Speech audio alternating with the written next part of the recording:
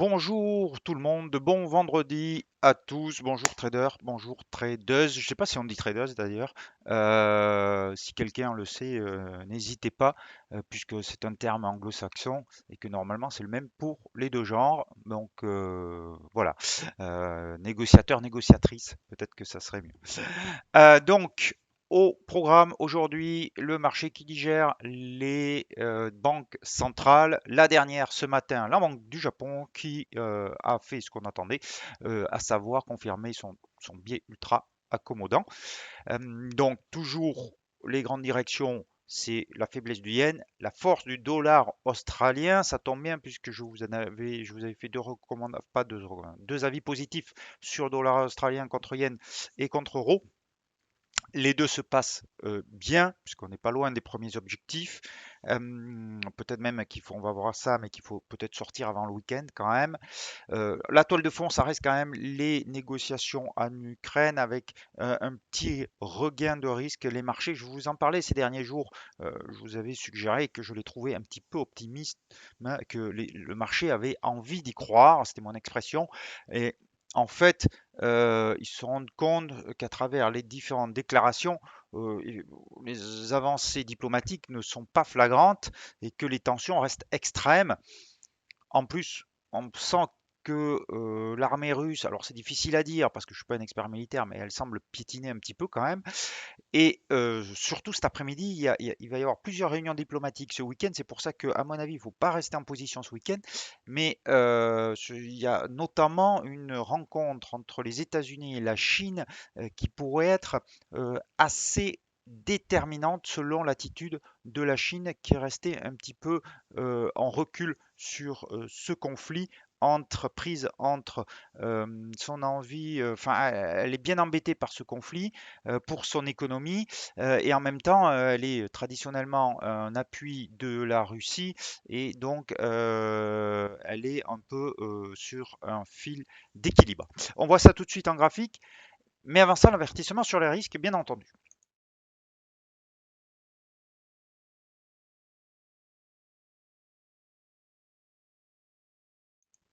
Et je commence bien sûr avec, alors ça c'est pas du tout le dollar, c'est le S&P que j'étais en train de regarder avant l'émission par curiosité. Et hop, voilà, là on est sur le dollar. Donc vous voyez cette consolidation et maintenant ce support qui est intéressant puisque c'est une droite de polarité avec ici un, une résistance, un plus haut qu'on n'a pas dépassé. Donc c'est 97,77. Le niveau maintenant à surveiller sur le dollar.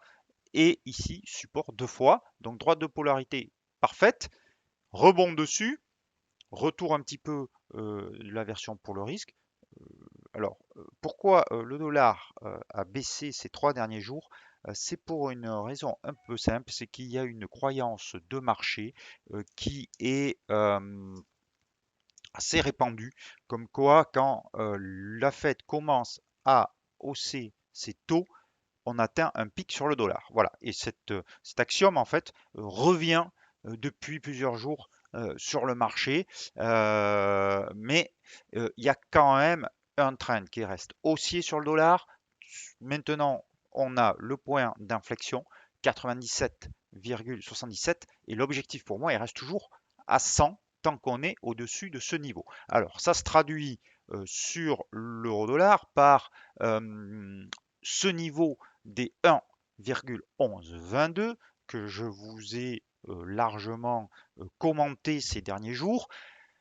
On l'a brièvement dépassé hier, mais vous voyez cette bougie qu'il rejette cette résistance, l'absence de clôture au-dessus, et donc on a maintenant, pour être un peu plus précis, cette zone de résistance entre le retracement Fibonacci, alors j'ai pas fait le retracement Fibonacci de 50%, vous voyez ici, et ce niveau des 1,1122.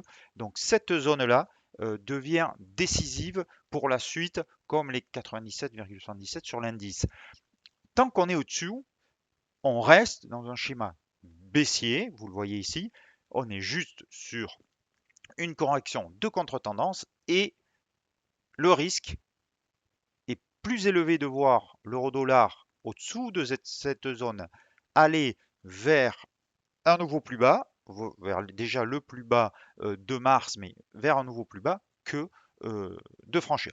Donc, ceux qui suivent cet avis, qui sont confortés par cet avis, qui y croient, on a un bon risk-reward. Si vous visez, alors dans un premier temps, je pense qu'on ira sur un 0,9 déjà, c'est pas mal, ça fait quand même 140 pips, et vous avez un stop à placer au-dessus du plus haut d'hier, par exemple. Donc, vous avez un risk-reward de 90 pour 140 pips de gain, c'est acceptable. Vous avez donc là une idée de trading que vous pouvez à suivre à votre discrétion. On va revenir donc sur le dollar australien parce que je disais que effectivement là ça se passe bien puisque j'avais donné un premier objectif à 1,4922, on y est quasiment euh, puisqu'on a fait 1,4945. Donc, on peut encore aller plus bas, à mon avis, aujourd'hui. Donc, on peut aller toucher 1,4922 et au-delà, peut-être aller sur 1,4706. Alors, la question, bien sûr, maintenant, qui se pose, c'est la problématique. Vous voyez cette magnifique tendance baissière sur l'euro AUD. Hop, regardez ça, fantastique. Donc, le problématique qui se pose, je disais, c'est le week-end approche. Et est-ce qu'il faut rester en pause ou pas sur le week-end? Alors, moi, je n'aime pas rester personnellement, mais ça, c'est la connaissance de vous-même, en fait. C'est là où la psychologie entre en compte, d'accepter ce risque-là. Moi, personnellement, je ne le ferai pas, quitte à me replacer lundi dans le même sens. Mais ce que vous pouvez faire, en tout cas, c'est au moins prendre la moitié de vos bénéfices sur cette position. Parce que effectivement, avec les news qui tombent toutes les heures, voire toutes les minutes sur l'Ukraine, ce week-end, il peut se passer beaucoup, beaucoup de choses. Euh, sur l'AUDIN, même chose. Euh, on a bien sûr une tendance très haussière. Je vais le remettre, hop, voilà, en euh, quotidien. Donc une tendance très haussière qui avait pour objectif 88,50. Bon, maintenant on est à 87,85. Donc de la même façon, sur ce trade, je vous recommande quand même de prendre une partie de vos bénéfices avant le week-end. Donc ça peut être cet après-midi, il n'y a pas de chiffre majeur. Donc je vois mal les tendances inversées, sauf news encore une fois en Ukraine, je me répète. Mais voilà, moi je prendrai quand même sur ces niveaux la moitié de mes bénéfices et je laisserai éventuellement courir l'autre en plaçant le stop loss maintenant sous cette mèche basse. Alors il est un peu loin quand même, hein, sous 84,60, mais même j'irai sur l'horizon de temps 1 heure. La difficulté, c'est que c'est pas facile de trouver, vous voyez, un stop loss parce qu'il y a eu une hausse de l'AUD yen en ligne droite. Donc, quand c'est comme ça, vous pouvez prendre un ratio Fibonacci et placer votre stop dessous, en sachant que la théorie nous dit que 61,8 c'est la frontière entre la hausse, une correction et une hausse. Ça correspond en plus à une ancienne résistance. Donc ce niveau, pour moi, est décisif. Et donc 85-90, stop loss pour ceux qui veulent garder une pause sur le week-end. Mais encore une fois, je vous recommande fortement de prendre la moitié au moins de vos bénéfices. Vous en faites ce que vous voulez, bien entendu. On va aller voir. Alors, je vais remettre les moyennes mobiles parce que je ne sais pas pourquoi elles ont disparu. Je vais remettre au moins la plus importante, c'est-à-dire celle à 200 périodes. Vous le savez, pour ceux qui me suivent maintenant depuis quelques temps, juste le temps de la retrouver. Moyenne mobile, exponentielle, non. Où est-ce que je l'ai ici? Voilà. Et à 200, hop, période. Ici, excusez-moi pour ce petit retard. Voilà. Donc, voilà pour l'AUD yen. On va revenir sur. On a vu donc les trois euh, idées de trading, hein. Euh, donc la question aussi pour l'euro dollar bien sûr se pose puisque c'est baissier, mais est-ce qu'il faut prendre oui, le trade avant ou pas le week-end? Bon, ben, je crois avoir répondu à cette question, mais c'est selon votre appétence pour le risque. L'euro suisse qui offrirait une figure de retournement en quasi-étoile du soir si jamais on clôturait ici ou plus bas. Euh, la confirmation viendrait d'une donc d'une rupture de ce niveau des 50% et de cette droite de polarité ici à 1, 0,3, 0,3. Donc malgré cette figure de retournement qui est en place pour l'instant, euh, tant qu'on n'a pas cassé 1,03, 0,3, je ne me positionnerai pas à la vente, mais c'est un plan de trading à mon avis à suivre qui serait assez intéressant pour au moins en retour sur ce dernier tout petit creux, je ne sais même pas si on peut le considérer comme un petit creux, mais pour les traders de court terme, 1,0180 avec un stop au-dessus de ce petit doji hier, donc sur 1,04. Mais vraisemblablement plus bas. Plan de trading à suivre, c'est pour la semaine prochaine, bien entendu. L'euro yen, on doit être un petit peu dans la même situation, mais comme je vous le disais, sur les devises refuges, le yen est plus faible actuellement. Donc si vous voulez jouer la baisse de l'euro contre une devise refuge, il vaut mieux le faire contre franc suisse que contre yen. Vous voyez d'ailleurs qu'on n'a pas du tout la même configuration contre yen, puisqu'on n'a pas cette étoile du soir. On a juste un petit marteau qui se met en place.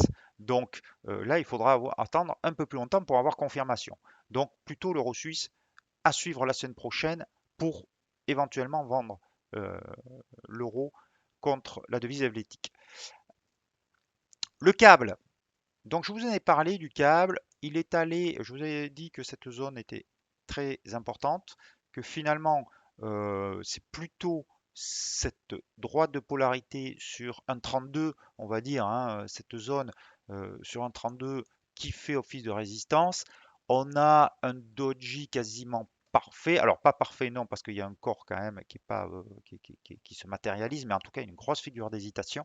Et on a une baisse. Donc si on repartait sous, alors je vais enlever cette zone de résistance parce que finalement elle a mal joué son rôle, mais si on repartait sous le plus bas d'hier, la semaine prochaine, on aurait très certainement une nouvelle vague de baisse vers l'objectif final à 1,2846. Donc là aussi, un plan de trading pour la semaine prochaine. L'AUD, on l'a vu. Alors, je ne l'ai pas vu contre dollar, là aussi. L'objectif, il est ici. Vous allez le voir sur 0,7550. Voilà, cette grosse zone de résistance ici va certainement être l'objectif des cours. Je pense pas que les 0,7440, si on y repart, euh, sera, enfin, empêchera les cours d'aller plus haut cette fois-ci. Attention, on a un doji qui correspond bien sûr à la version pour le risque et un petit peu de retour, notamment sur les indices boursiers ce matin, à voir ce qui va se passer cet après-midi. On a vu les principales devises, à part le dollar yen qui lui est toujours haussier. Alors le dollar yen, si vous suivez mon tableau le matin sur mon morning meeting, j'ai mis 120 comme objectif, mais c'est beaucoup plus haut l'objectif hein, technique. Il est plutôt sur 125, voire bon 123, mais je l'ai mis proche parce que c'est sûr qu'on va pas y aller d'un coup. Enfin, je pense pas en tout cas. Vous voyez, il faut remonter quand même à plusieurs semaines pour trouver l'objectif qui se situe sur 123,67, donc un potentiel de hausse assez important, euh, voire 125,60. Réellement 125,60. La seule chose qui est un petit peu dérangeant, c'est que à la fois en mensuel, pardon, en hebdomadaire et en quotidien, on est avec ici un RSI qui est en zone de surachat. Donc, pour l'instant, il ne se retourne pas, mais ça veut dire qu'à un moment donné, il va manquer un petit peu d'essence dans le moteur pour aller plus haut et qu'on risque d'avoir une correction avant éventuellement d'aller voir des niveaux aussi élevés. C'est pour ça que si vous êtes en pause, vous pouvez viser plus haut. Par contre, si vous n'êtes pas rentré, à mon avis, il est trop tard pour le faire.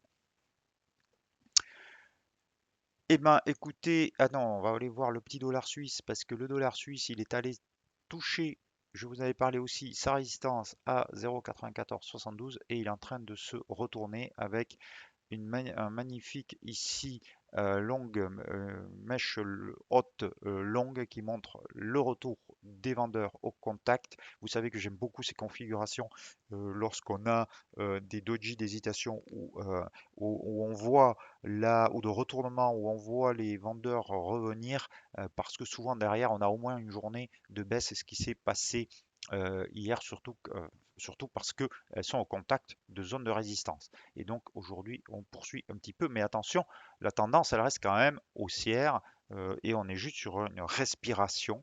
Je ne considère pas pour l'instant ce schéma comme un retournement pour aller euh, plus bas. C'est beaucoup trop tôt, à mon avis. C'est pas la paire de devises qu'il vaut mieux privilégier actuellement. Et enfin, je finis avec le Luni. Le Luni qui a une oblique haussière, est supporté par une oblique haussière, mais on est sur euh, une grande phase d'hésitation. Peut-être qu'on aura un signal haussier au contact de cette zone de cette oblique de support, comme on l'a eu à plusieurs reprises. Vous voyez qu'à chaque fois, quand même, ça a pris au moins deux ou trois bougies avant de se retourner, mais on avait des mèches basses qui nous indiquaient que ça allait arriver. Euh, on va voir ce qui se passe dans les prochains jours. Voilà. Donc, plutôt une bonne semaine, hein, puisque ce qui s'est passé, enfin les avis donnés se sont plutôt bien passés. Deux plans de trading à suivre sur l'eurodoll et le câble la semaine prochaine. On verra ça. En attendant, bon trade cet après-midi. Très bon week-end à vous. Stop loss en place. Ciao, ciao.